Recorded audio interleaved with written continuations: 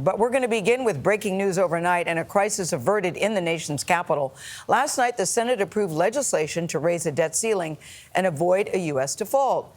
Now, it's based on a deal that President Biden and House Speaker Kevin McCarthy negotiated. The agreement has major implications for the funding of government services. Nikole Killion followed all of this from the beginning and joins us now from Capitol Hill.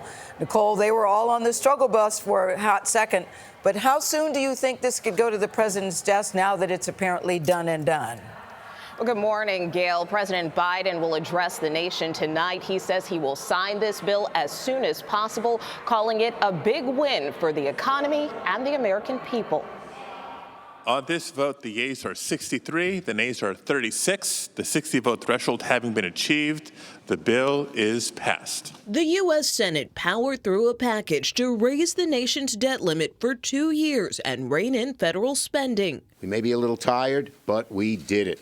So we're very, very happy. The bipartisan vote followed a day of high drama in the upper chamber as some senators sought changes to the House bill. This budget request falls woefully short.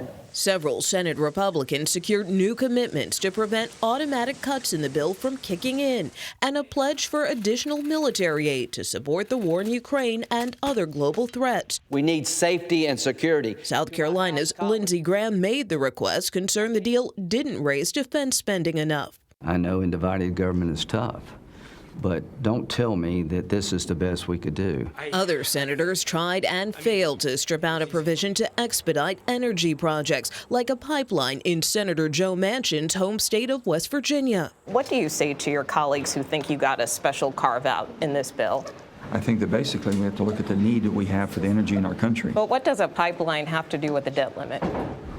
Well, no, you just basically have to have legislation that's necessary to use the vehicle you have, and this is the vehicle that we have. Let's beat it. With the default deadline approaching in 3 days, a race to the finish. The Biden-McCarthy deal is not conservative in any way, shape, or form. This isn't the piece of legislation I would write, but at the same time, we can't risk defaulting on the full faith and credit of the United States. Even though this bill has cleared Congress, the Treasury Department is already taking some extra steps to avoid default. Today, it is auctioning off about $15 billion in bills to raise cash. Vlad? All right, Nikole, thank you very much.